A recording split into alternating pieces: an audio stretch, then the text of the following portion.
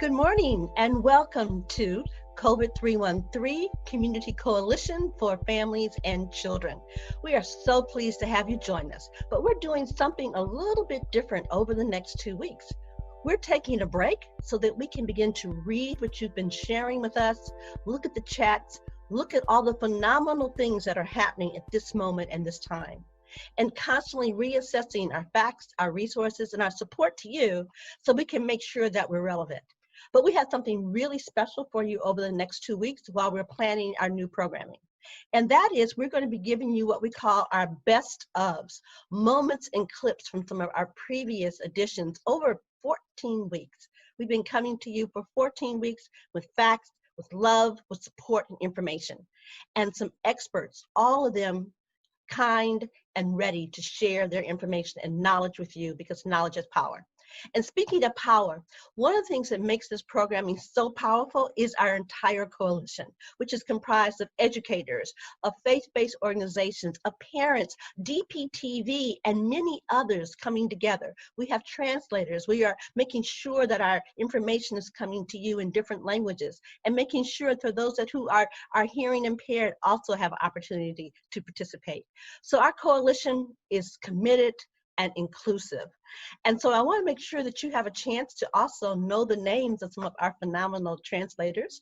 And I'm going to pause for a moment because I want to make sure that you still have the opportunity to go to a Facebook and do the chat or to text information into us. And if you'd like to text any questions to us, you can send them to 313-288-2082. That's 313-288-2082. We always still want to hear from you. So I'm going to first start off by saying, ask for Cindy, would you translate, Cindy Gamboa, will you translate all this for Spanish for us? Hola, si necesita traducción en español, por favor hable al 313-626-7440, 313-626-7440. Thank you, Cindy. And for our Arabic translation, we have Saeed Dada. Saeed, would you translate into Arabic, please? إن كنت بحاجة للترجمة إلى اللغة العربية، الرجاء الاتصال على الرقم 313-241-7030. الرقم مجددا 313-241-7030. وشكرا. Thank you, Saeed. Let me tell you what's coming up. We all know in this moment, we have had a phenomenal, hundreds of thousands of people have hit the streets to say Black Lives Matter. And we covered that topic too. What we're calling it is the George Floyd discussion. Make sure that you tune in for that. Also, we had Hope Starts Here. Hope Starts Here is a wonderful citywide initiative that focuses on pregnant families to children aged 8. And it's all about bringing different systems together to make sure that Detroit children are thriving. So we want you to join us for what Hope Starts Here calls 6 a day. Parents, make sure you tune in for that. Also, we'll be having Michelle Madison talking about trauma and coping. While I'm smiling, we know the reality of COVID.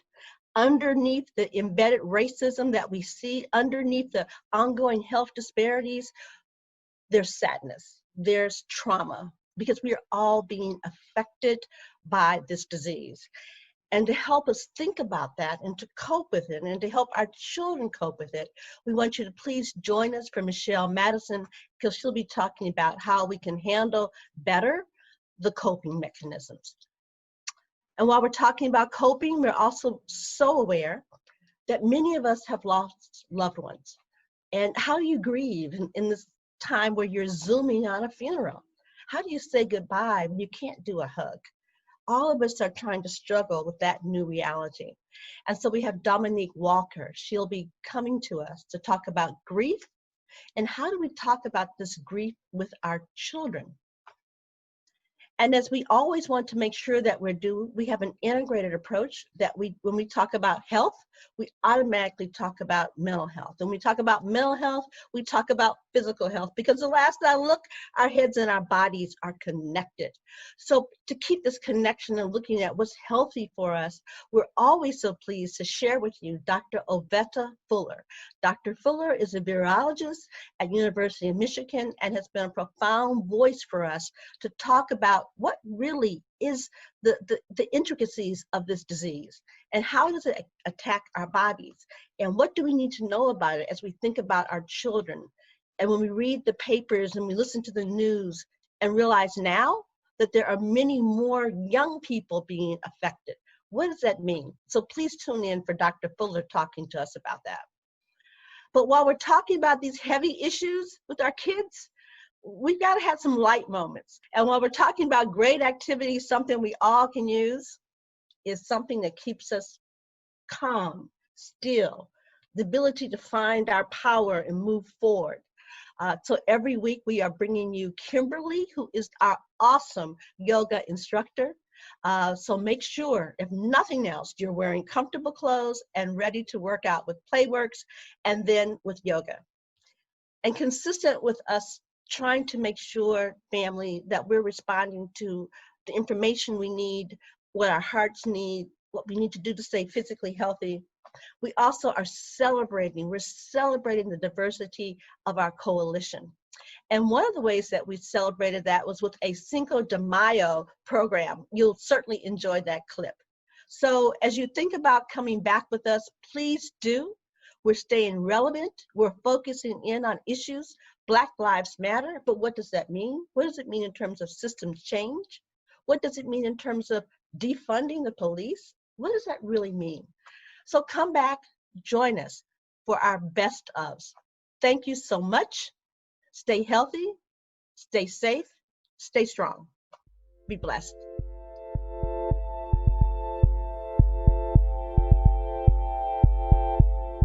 We would not be who we are as the COVID Coalition, representing change agents, community organizations, faith-based organizations, and foundations, if we didn't stop and say, enough is enough. And I'd like to share with you the reality that what we see in the streets in terms of police brutality is part of a much longer and historical continuum of depression. But one artist brings this to mind, and no doubt you've heard this. It's the question, what happens to a dream deferred? Does it dry up like a raisin in the sun, or does it fester like a sore and then run? Does it stink like rotten meat, or crust and sugar all over, syrupy sweet?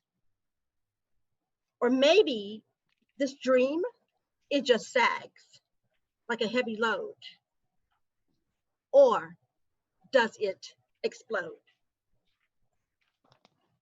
We're here with you today to talk about both the history, the context, and the explosion of power and rebellion and pain and frustration and hope that is amongst all of us, not only in the United States, but so wonderfully across the world, are in this moment with you. And we are here in this moment with you as well. I am a mother of two sons, two Black sons. Listen to that, two Black African-American sons.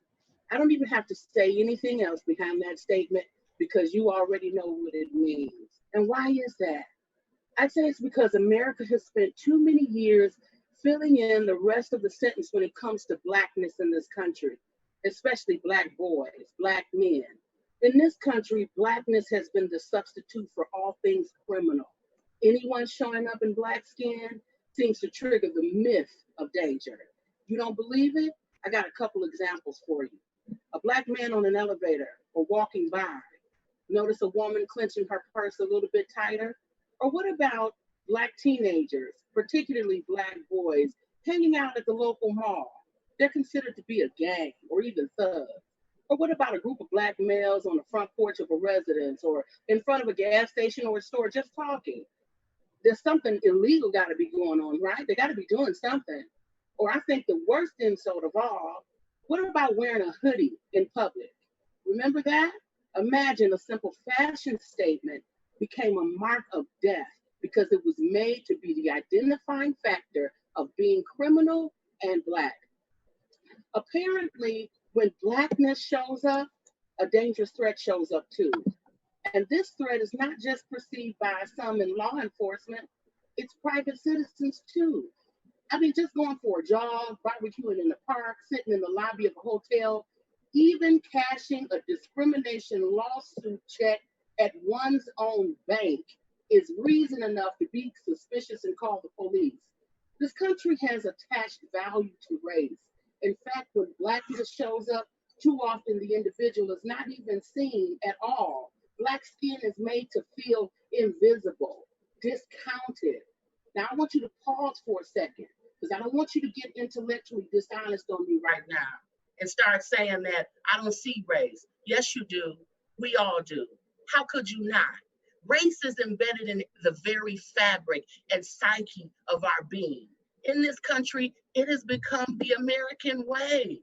The historical racial teachings and messaging says Black people are lazy, poor, incapable of feeling pain, unteachable, unintelligent, great entertainers, great sports players, lustful savages, physically strong, and dangerous. And just in case you don't know where all that came from, during the era of slavery, phony science and unsupported medical opinions were used to justify slavery and ultimately solidify these labels. Black skin became synonymous with abnormal, dumb, childlike, and having a need to be governed, ruled, subjugated, inferior.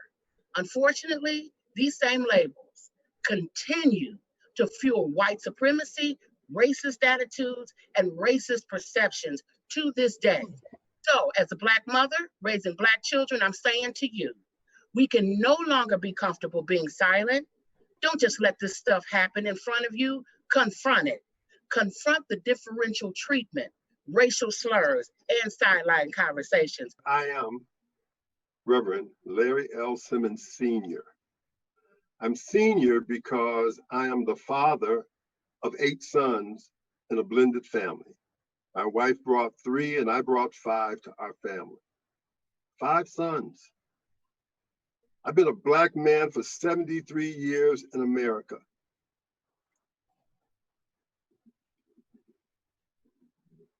I am a follower of Jesus. And I am pissed off. There is a rage that we all share as men. It's a rage that we tuck behind our ties and our Brooks Brothers suits or our wherever we get them. We tuck it behind our coveralls. We tuck it behind our smiles. We tuck it away, but it seethes in us because when we are young and thrown up against a wall and told by police officers, I don't want to see anything but elbows and when we are grabbed by our genitals with no recourse and have jokes made about the size of our genitals. These are not made up stories. This is my life. This is what Larry Simmons lived. And I'm going to tell you, most of my friends who walked this path with me are long dead. They died from drug overdose and they died from murder. This rage first turns in. We fuel it. It eats us. But sometimes, like Langston Hughes says, it explodes. And what you are seeing today in the street is the righteous anger of centuries of abuse. I remember Mark Clark. I remember those babies now being held in pens, captives at the border of this country. And we should have been in the street 7 months ago when they started caging these babies like we're in the street today. And that rage that we witnessed over and over and over has spelled out. Let me tell you something. The first thing your oppressor will try to take from you, any oppressor, is the right to be angry and express it. Well, I'm here today to tell you, you got a reason to be mad, and don't let nobody tell you that you shouldn't. Yes, we should protest. Yes, we should pour out into the street. But this is a moment for us to build. I am so encouraged by the leadership of these young people who will speak truth to power. And so as a Black man, 73 years in, the father of 8 sons, the father of 8 grandsons, I want to say thank you. Thank you, young people. And don't let anybody tell you that you should shut down or shut up. Stand up. We've had enough. We've had enough. This poem is for Black boys. In order for something to receive protection under the Endangered Species Protection Act, it must be endangered or threatened by at least one of the following factors. 1, a decrease in natural habitat. 2, inadequate protection from man-made factors affecting its survival. 3, overutilization for scientific or educational purposes. See, one of 3 of these threats would save an elephant, a rhino, a spider. But Black boys get natural habitat gentrified. Black boys be subject of Tuskegee experiments. Black boys learn to run with their hands up, heads low, and still ain't made no protection list. We've demanded no action. I'm raising a Black boy, and sometimes I pull his clothes out and search for the bullseye. Sometimes I make him practice holding his hands up real high. Wiggle your finger, son. I've painted his inhaler red so it doesn't resemble a weapon. Cops and robbers have been replaced with cops and Black boys, and you might be tempted to call this a war zone. But let me remind you that in war, both parties are armed. Both know what they're getting into. Both have eyes on their enemy. This is no war. This is hunting. Cops in camouflage, Black boys running free until they don't. How I wish you were the animal you get caught. Instead of my son, I wish you were a rare tree. I would chain myself to you and demand we honor your importance. I call my baby boy Elephant. This is no cute pet name. This is me trying to convince the general public that he ought not be shut down in his prime. This is me calling him anything but a Black boy, anything but the child of a woman named Nkenge. Don't Black mamas have no mercy? No rides to the clinic, no access to birth control. Why we keep having these Black boys who die so young, they mamas buy caskets with baby shower gift cards. Black boys are dying before they school pictures come back. Why they coats still big, we keep lying to them. Baby, you gonna grow into that coat. Black boys ain't growing into anything, ain't feeling nothing but cemeteries. Get funerals, get hashtags, get they pictures on t-shirts, get everything but older. Black boys make the news, make they 12-year-old cousins pallbearers, make hoodies into political statements, make they mamas do more than just consider rioting, make they mamas do more than just consider the riot. When all the Black boys are gone, when we can only find their bones, will we display them in glass cases or take those bones to museums and continue to hang them? I speak to allies. There are often questions posed. What can I do? And we collectively would like to share a few recommendations. Number 1, in writing, answer this question to yourself. What would it cost you to confront anti-Black comments made by your family and friends in your presence? Let me be clear, this is not a rhetorical exercise. Make the list and take the action. Number 2, if you are going to show up to support Black actions, check in with the leadership and take their instruction on what support they want provided. Leave your personal agendas in the car. Number 3, educate yourself. Learn about implicit bias, the history of slavery, historically and modern, and the impact of systemic racism on African Americans in every space that we enter. Given these recommendations, I encourage all allies to make a plan. Set your schedule and make it happen. Be intentional. Again, take the action. Our allies have listened to us and adopted our recommendations.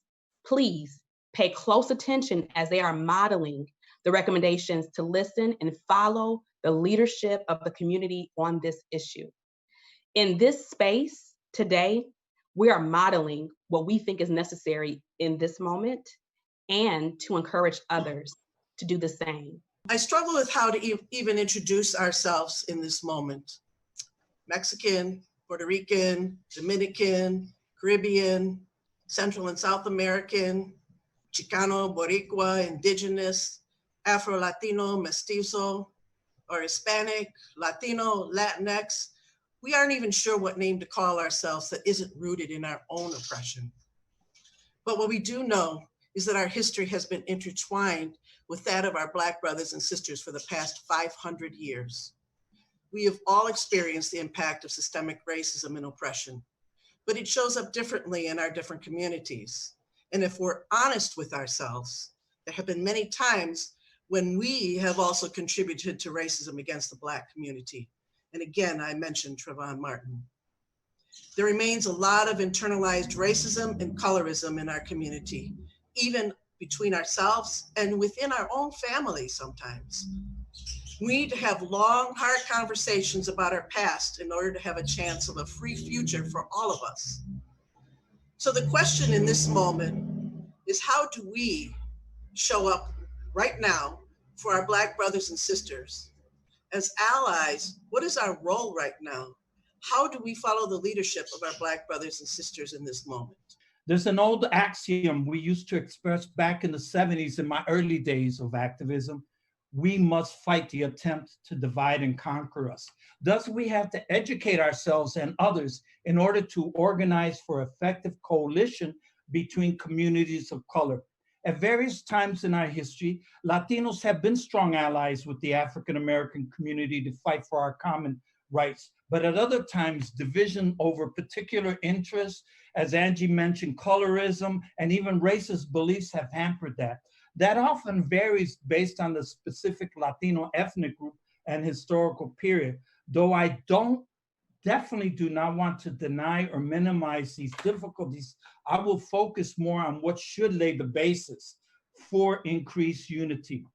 I believe if you don't know your past, you don't understand the present, and then are not prepared for the future. So, did you know that the majority of people with African and Native American heritage in this side of the world come from and or live south of what is now the Caribbean and South America, Latin America?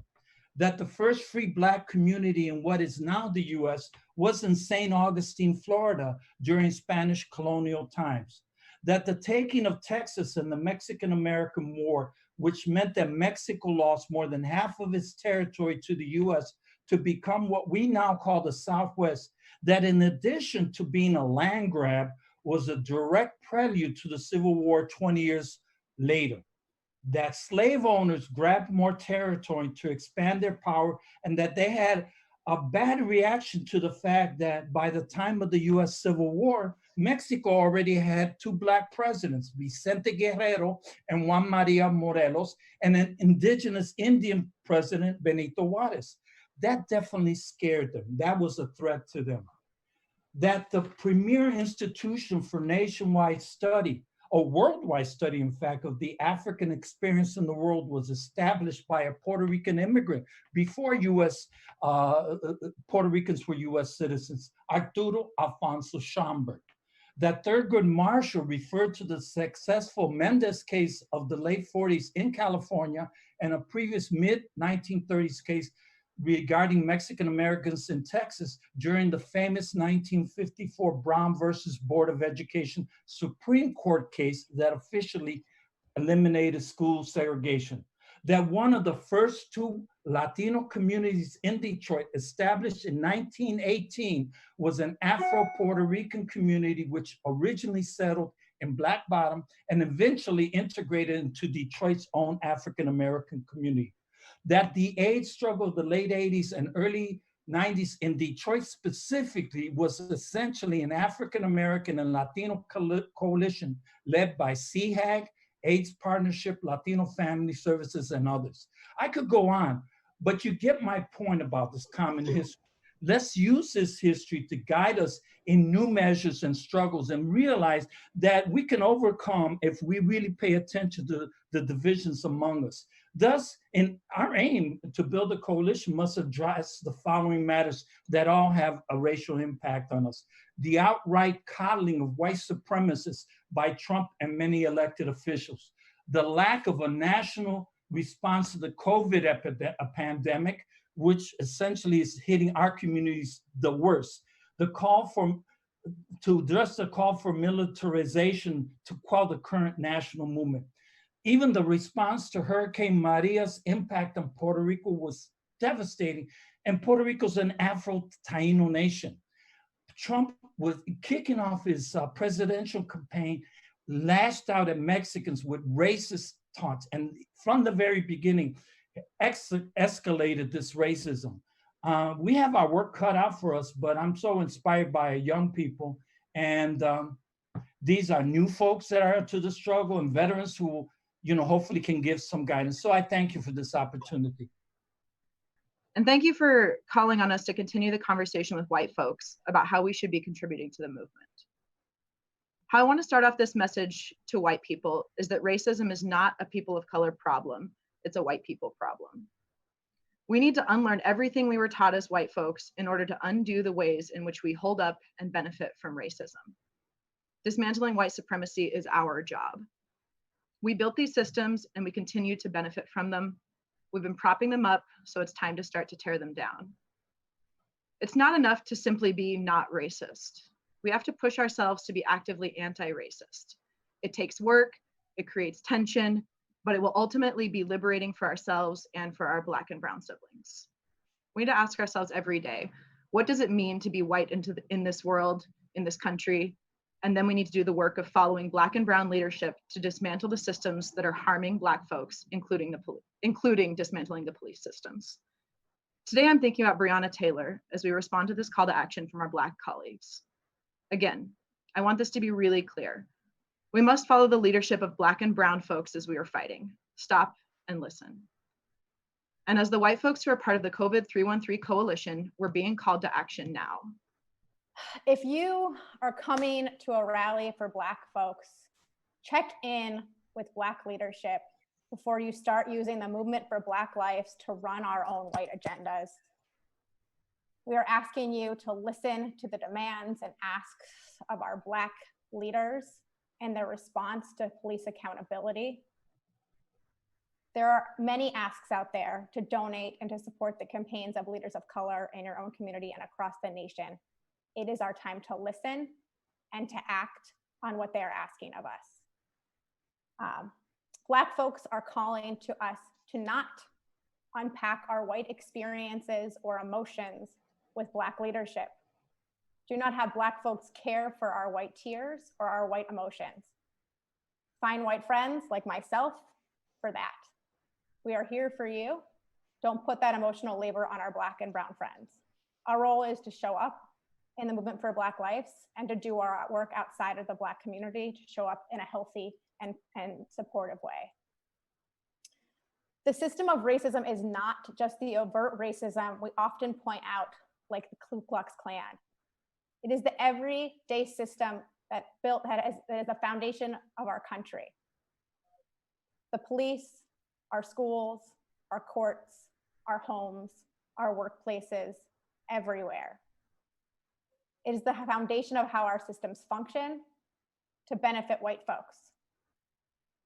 It shows up in our individual interactions and in these systems. That's called white supremacy. And it's on us to tear it down and destroy it. Everywhere we see it, including in ourselves, from the White House to inside our individual bodies. If we aren't fighting that system, we are complicit with the murder of Black lives. That's why I denounce the treatment of Detroit Police Department against Black people, against protesters. And we call for the defunding and divestment from police systems, including school police. White people, join the fight to defund and divest from police.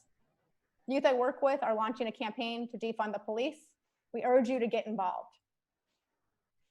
Ann Braden, a white activist, wrote a quote about 30 years ago, and it said this: "We do have a choice as white people. You don't have to be part of a world of lynchers.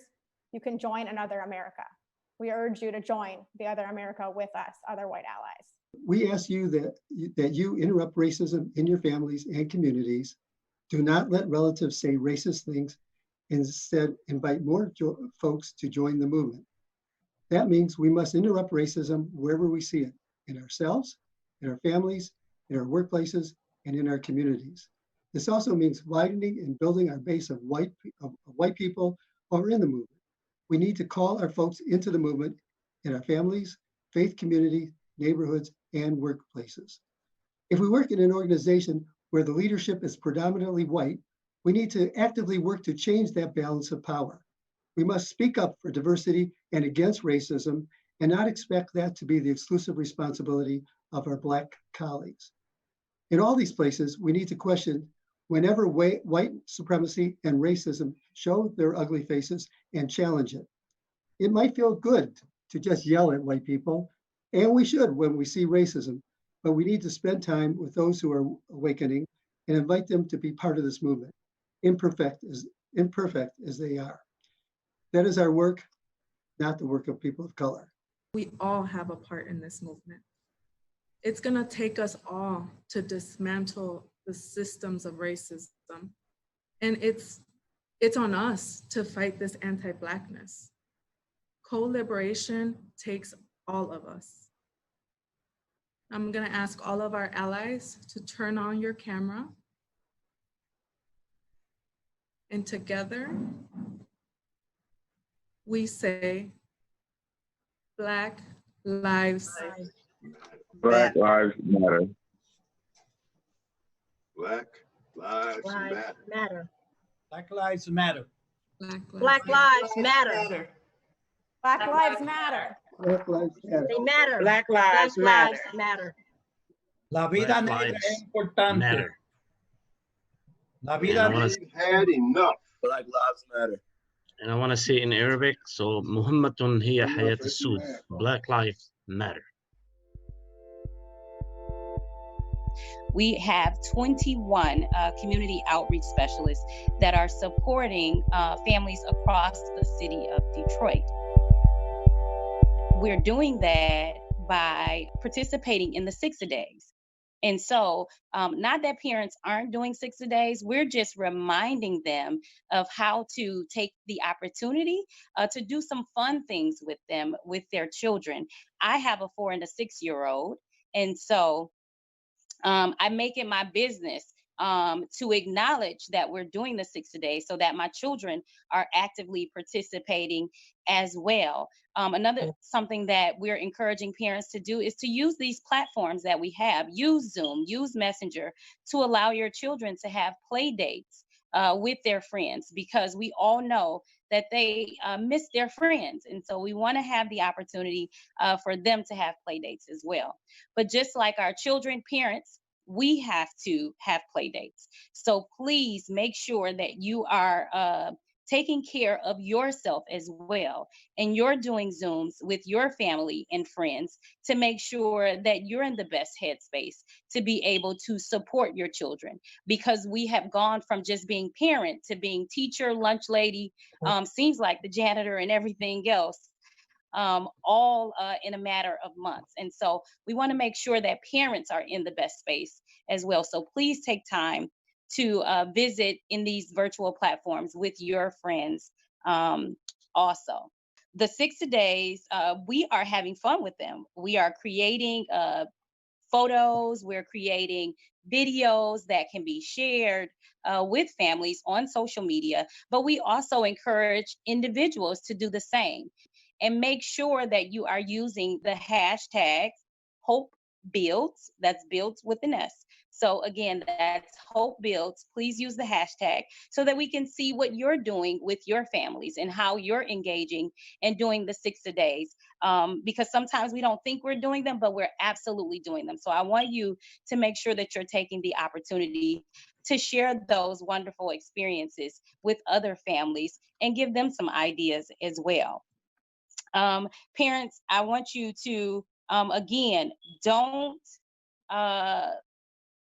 keep yourself just being the parent. You have to have some time for you. That is so important. It's important to me because I have to absolutely get some time with my friends, with my sisters, and things like that. And so I just wanted to share that with parents because we're talking about our children, but we have to make sure that we're well because when we thrive, our children thrive. And so in this trying time, we want to make sure that parents are equipped and well prepared so that their children can do the same. So there are 3 things that I'd like to discuss today, very specific to the topics that are discussed in this town hall. One is the idea of tension. So when we feel tension in the body, tension that has no place to go becomes pain. And we're talking about very crucial and important issues within the Black community, the Black and the Brown community, actually. And we're talking about the systemic oppression that has happened to us for decades, and centuries at a time with no place to go. So when you see us in the rallies, when you see us in the protests, when you see us advocating for our voices to be heard, it's because our pain has no place to go. So as we talk about the social and emotional approaches to how we monitor our own health in this fight for freedom, in this fight for, I'm gonna say equity actually, instead of equality, we need to also tune in to the things that arise within us and take control of our own ability to release that ourselves. So the second thing I also want to talk about is grief, the concept of grief and the phases that we are going through, not just from a physical death, but the idea and this sense of loss, especially during our COVID period. So grief is something that manifests very differently for every person. There are some people that really need to, for example, a shortcut example is going to be some people need to cry, some people need silence, some people need to be isolated, other people need to be around other people. And in the midst of a pandemic, when we have to implement certain measures such as social distancing and things of that nature, it becomes very difficult for us as communal people and us as people who enjoy the narrative process of our journeys. It's very difficult for us to integrate in the way that we're used to. So being creative and finding new ways and new innovative, maybe access through technology to call on a loved one, to call on someone that you haven't spoken to in a while, to reconnect in some capacity. Those things are going to be very crucial and important for us to heal during this time. And then the third thing that I wanted to cover is this idea of personal commitment. So as we're talking about racial justice and the approach for it, I want to talk about the first part of that, which is your daily capacity as for someone who may identify as an ally, and also for people who are in the struggle and at the bottom of the oppression that we're talking about here with these systemic issues. Checking in with your daily capacity on a daily basis. That daily word is very specific and very intentional. So if you wake up in the morning and you notice that you do not have enough energy to, I'm not going to say entertain, but engage with a lot of the rhetoric, a lot of the conversations, a lot of the issues that are happening right now for people who are in the struggle, take a step back, monitor your breathing, monitor what is happening within your body, because that first point that I made with tension with no place to go becomes pain. I'm going to say that again. Tension with no place to go becomes pain. So as we are in this struggle to fight for our advocacy, monitor the tension that exists within your body, because it will manifest into things that are more harmful. And then the second part, for the daily capacity of people who are identifying themselves as ally, I would like you to understand that allyship, this is also a phrase coming out of the University of Michigan from a student organization there. Allyship is a verb. So if you identify yourself as an ally, it is not something that you can call as a title and not act upon it.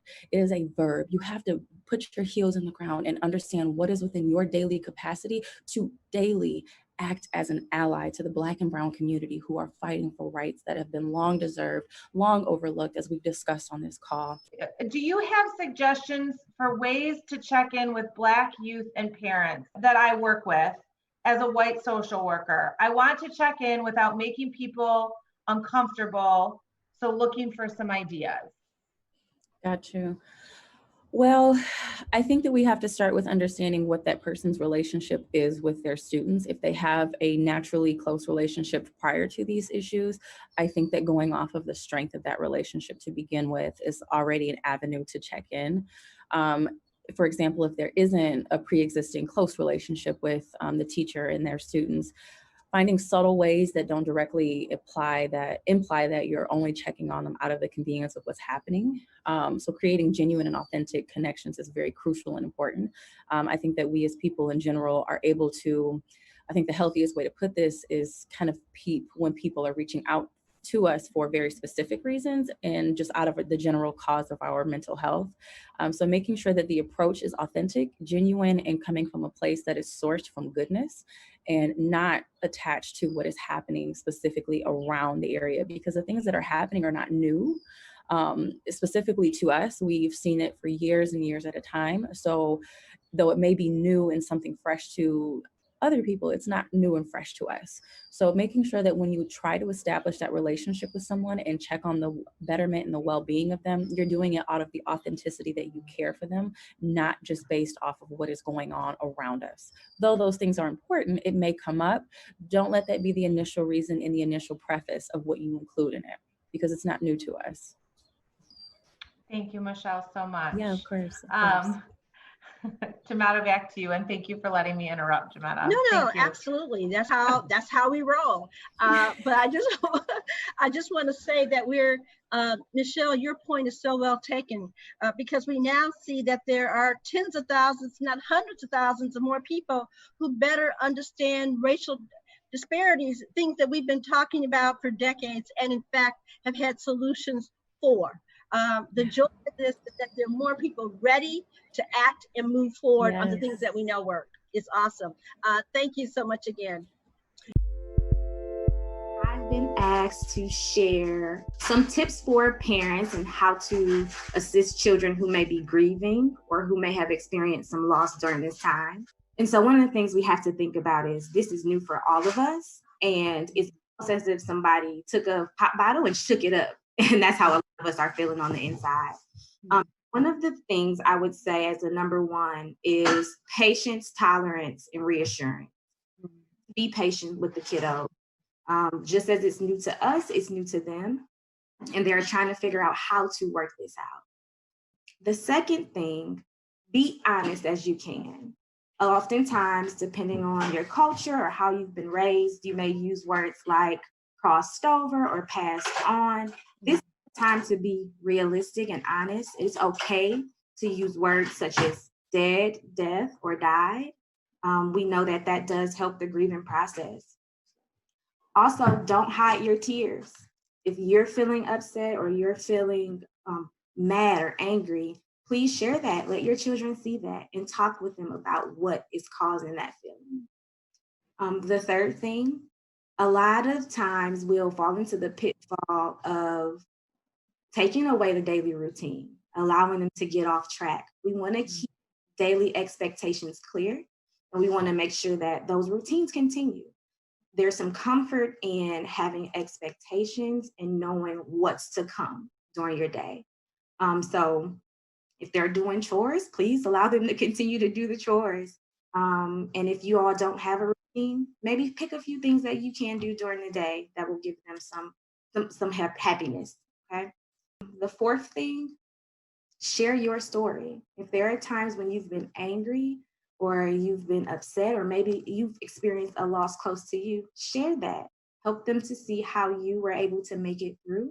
And it may give you a point of connection with your kid, especially if you're starting to isolate or having symptoms like nightmares or, other things like that. Number 5, be creative.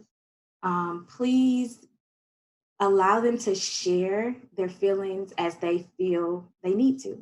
A lot of people will come up with rituals to help during the grief and loss process. That can look like lighting candles or planting flowers or doing some of the favorite things of that person that they've lost, watching movies or listening to music. but don't shy away from the fact that you have lost someone and that your child is hurt about it. And the last but not least, take care of yourself. You have to take care of yourself mentally, physically, and emotionally. So if that's eating a well-balanced breakfast or just going out for a walk, please continue to take care of yourself. Parenting is hard, it is not easy, and we don't have a manual. So if you or your family are continuing to have any issues, you all can reach us at the Children's Center. We care. That number is 313-262-1212, or you can reach out to Detroit Wayne Access at 1-800-241-4949. What would happen if everyone, including kids, wore masks?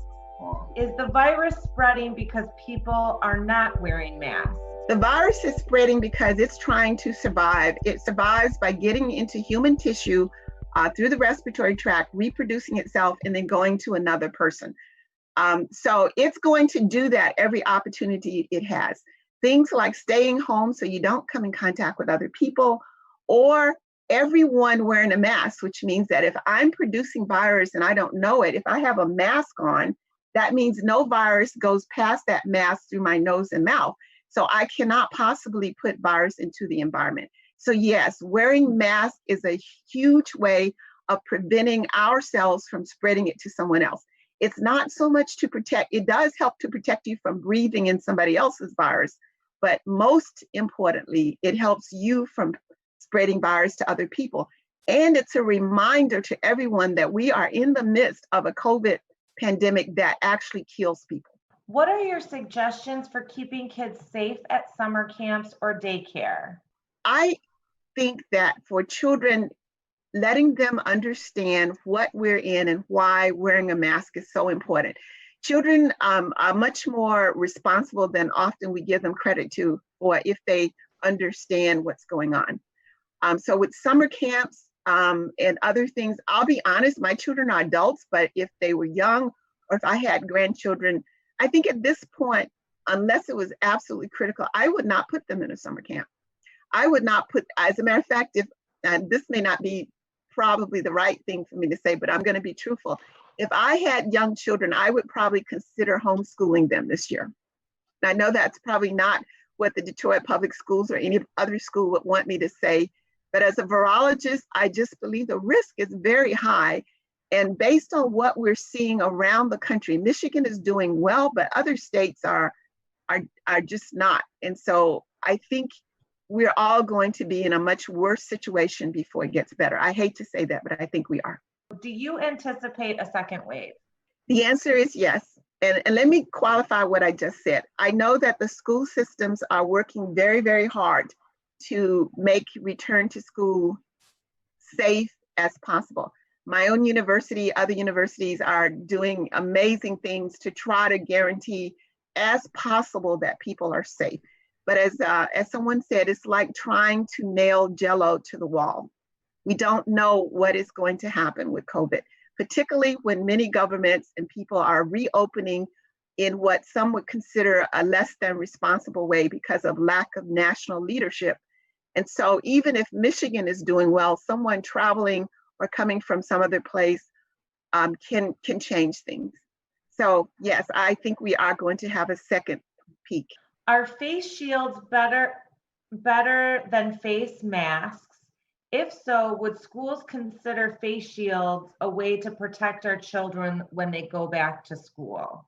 Face shields are useful for people who are, say, on the front lines, like people at stores who are at registers, or people who are coming in contact with people. Shields, however, get hard to wear.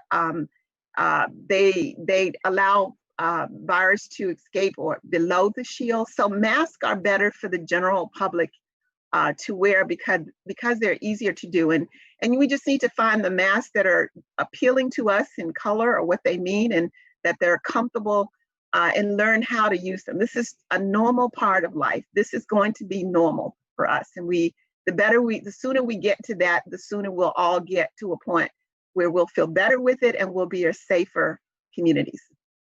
many offices, folks are going back into their offices and folks are getting prepared to reopen. Our organization happens to be one. And people are installing air filters.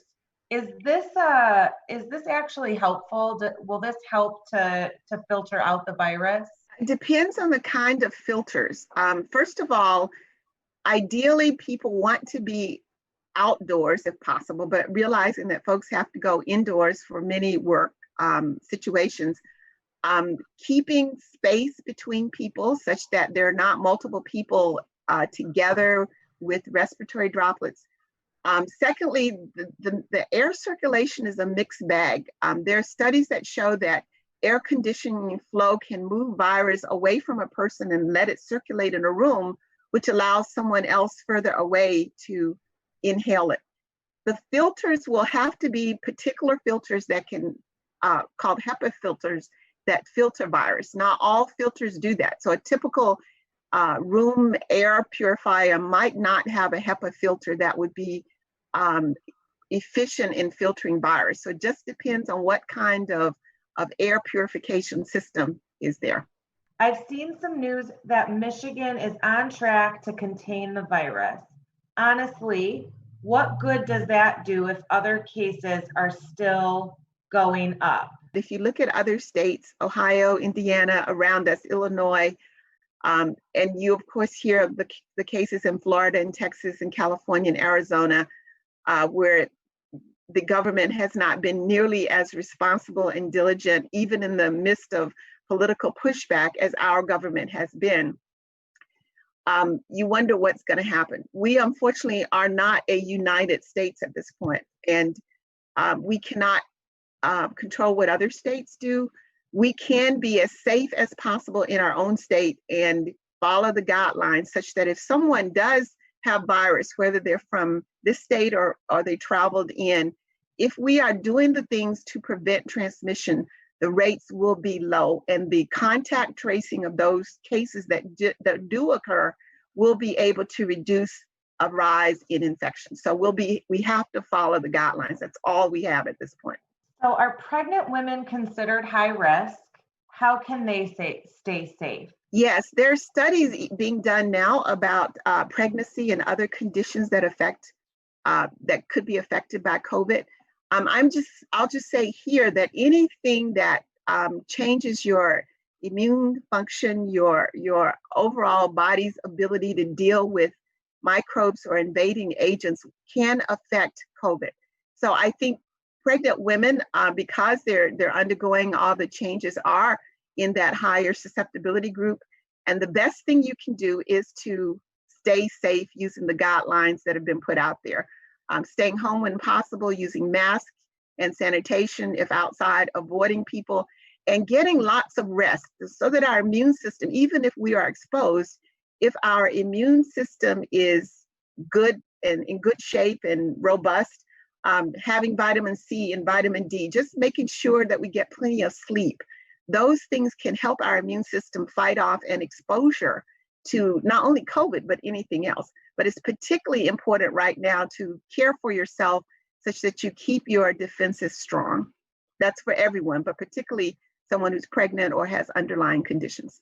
Is there anything else you'd like to share based on the data about the potential impact for the upcoming school year in the event that we all can't homeschool? No, and I understand we all cannot homeschool, and I maybe should not have said that, but I'm no, it's okay. a truthful person and pretty straightforward. No, it's good. Truth is good. Go ahead. So yes, I think the one thing we can all do is such that when our kids do go back to school, the virus is as low as possible, is to remain diligent now, because what we do now will affect what's going to happen in the next 6 weeks, which is going to determine where we are at the beginning of school time. And so the thing I would emphasize is that we have to stay diligent. Even if our governor opens things up, that doesn't mean we have to open our churches or we have to open our bars or we have to go to restaurants. And if we are out, always wear a mask. I cannot overemphasize that. Wear a mask to protect others, to protect yourself, and to send the message that we are in a COVID pandemic, a respiratory virus. Those things will help us later to have the lowest amount of possible exposures. So thank you, Dr. Fuller, so much. That you're a wealth of information. Good afternoon, everyone.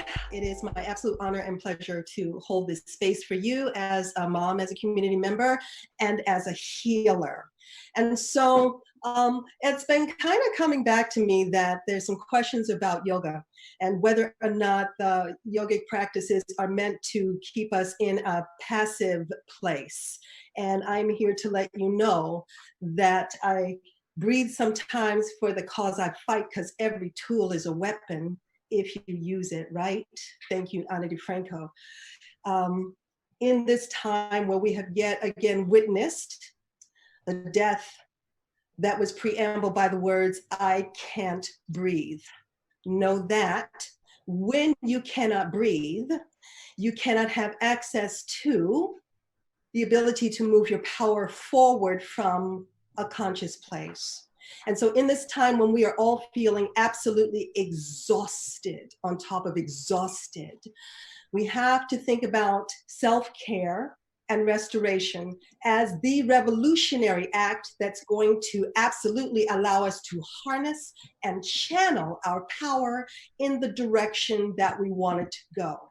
So in those moments when we are offered strategies that allow us to get grounded by placing your feet flat on the earth and sitting up straight so that you can take a full breath in, it is absolutely so that we can then move forward with a clear mind in order to direct our power where we want it to go.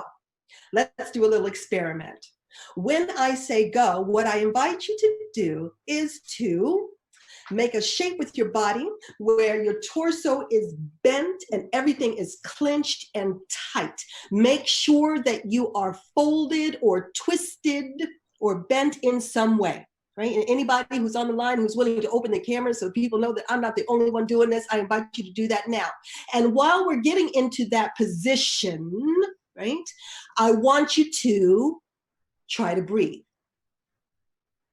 Notice what it's like to attempt to breathe when your back is tight, your neck is tight, your fist is tight.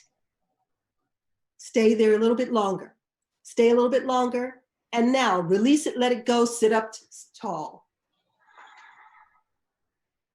And now try to breathe. What do you notice? This were a lesson in school, I would invite us to a Venn diagram where we would compare and contrast the difference between what it's like to try to breathe and to think when your body is clenched and what it's like to breathe and think when your body is relaxed. This is why it's important to be able to pay attention to where you are. In my practice as a yoga teacher and a yoga therapist, the reason why we want you to be able to have access to your breath is so that you can make a conscious decision about where to direct your power next. Experiment number 2. Take a nice easy breath in, bring all of your energy in towards your body, and then now as you exhale, press it away. And notice what that's like. Try it again. Choose another direction. Inhale and exhale. Choose another direction. And again, inhale and exhale. And rest your bodies. In that moment, you were able to make a series of improvisational decisions in the moment, right? Because you were clear-minded and could focus your attention and awareness to send that energy, that power in the simple movement of your arms anywhere you wanted to go. The reason why we practice now is because one of my great teachers says, the time to learn to swim is not when we are drowning. It is not a good idea. So we practice knowing where we are and sitting up straight and tall and taking a nice easy breath in and filling and fueling our mind and body to relax, to restore, so that when we return from the fight, we don't stay clenched and tight. We'll be too exhausted for the next one. And there's another one coming in, and I need everybody ready. So right here, right now, together as a whole community, once again, take a nice easy breath in And as you exhale, blow it out. Okay.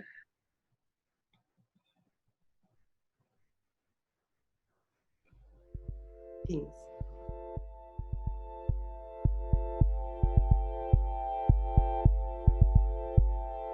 Let's listen to the Consul General of Mexico in Detroit, Fernando González Saife, with a very special message to our community. Hello, it's a pleasure to address the Detroit and Michigan Hispanic community. I am Fernando González Saife, Consul of Mexico in Detroit, representing Michigan and the northern part of Ohio. I want to thank BHDC, DTE Energy, Detroit Public Television, el Comité Patriótico Mexicano, and all the organizations that make this celebration possible. Tonight, I am asked to reflect on the Cinco de Mayo celebration, its meaning, a brief history, and what this celebration represents for the Mexican and the Hispanic community today. In Mexico, the Cinco de Mayo, also known as La Batalla de Puebla, it's a Mexican national holiday in which Mexicans reflect in our history. In the US, the celebration is much more festive, consisting of parades, music, folklore, dances, and food. When you are a Mexican living in the US, you are surprised when, on your first Cinco de Mayo, everybody starts congratulating you. Happy Cinco de Mayo, Fernando. People told me the first time I came to the US. I didn't know at the beginning if I should explain that the Cinco de Mayo is not our Independence Day, which is actually on September 16th. Over the years, I've come to understand why Cinco de Mayo is so important and why it's celebrated so much in the US. The first answer, of course, is the density of the Mexican and Mexican-American population in the US. According to several studies, the Mexican population in the US is around 35 million people, out of which 13 million people were born in Mexico. Today, Cinco de Mayo is used also as a symbol to represent the cohesion of the Mexican communities in the US. And it also highlights the solidarity among the Mexican Americans. Why?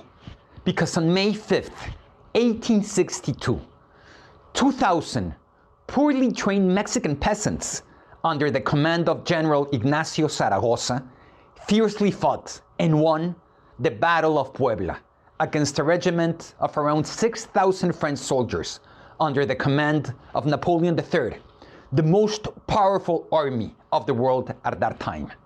Now, Cinco de Mayo is a symbol that when Mexicans unite, nothing can defeat us.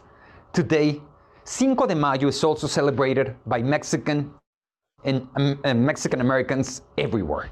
In Mexico, actually, several towns reenact the Battle of Puebla in a long day celebration. And in the US, Cinco de Mayo is an opportunity to celebrate Mexican and Hispanic culture. And it's actually celebrated with Mexican music, dance, food, customs, sport activities, fireworks, and entertainment. We are also happy to see that today our celebration is joined by people of all races and religions that come with us to enact and celebrate our culture and presence in the US. This event is one way in which people celebrate also the friendship between the US and Mexico, and represents a symbol of Mexican unity and patriotism. With this victory, Mexico demonstrated to the world that Mexico was willing to defend itself of any foreign intervention. Interesting fact as well, when the battle was won, many French were killed or wounded, and their cavalry was being chased by Diaz horsemen miles away. The Mexicans had won a great victory that kept Napoleon III from supplying the Confederate rebels for another year, allowing the US to build the greatest army the world had ever seen. This grand army smashed the Confederates at Gettysburg just 14 months after the Battle of Puebla, essentially ending the Civil War. Union forces were then rushed to the Texan-Mexican border under General Phil Sheridan, who made sure that the Mexicans got all the weapons and ammunition they needed to expel the French. American soldiers were discharged, wore their uniforms and rifles, if they promised to join the Mexican army to fight the French. The American Legion of Honor marched in the Victory Parade in Mexico City. Is it a historical stretch to credit the survival of the United States to those brave 4,000 Mexicans who faced an army twice as large in 1862? But who knows?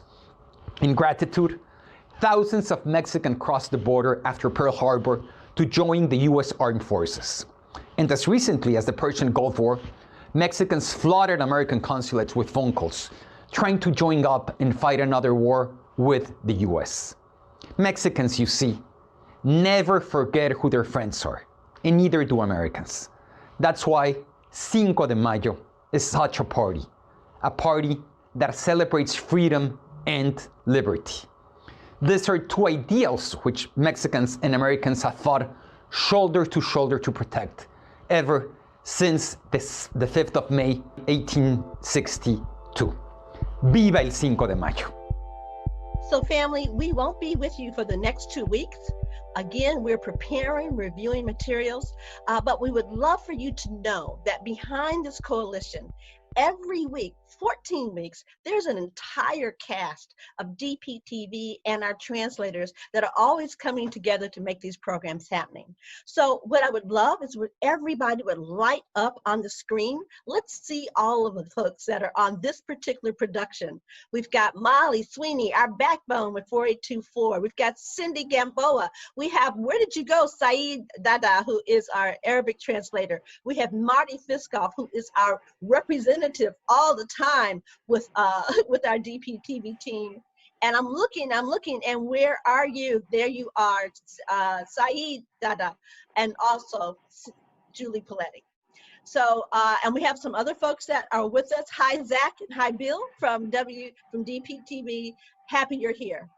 So everyone, we're ending this program by letting you know that we want you to stay safe, to stay strong, and be blessed. So I'm going to ask each one of our interpreters if they would share that closing with us. Cindy, would you please? Manténganse saludables, manténganse seguros y que estén bendecidos. Thank you. Saeed, would you share in Arabic, please?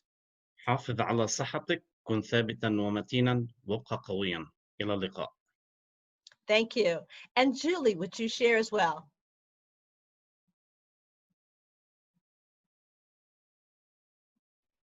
And with that, peace, power, stay strong. Goodbye. Everyone.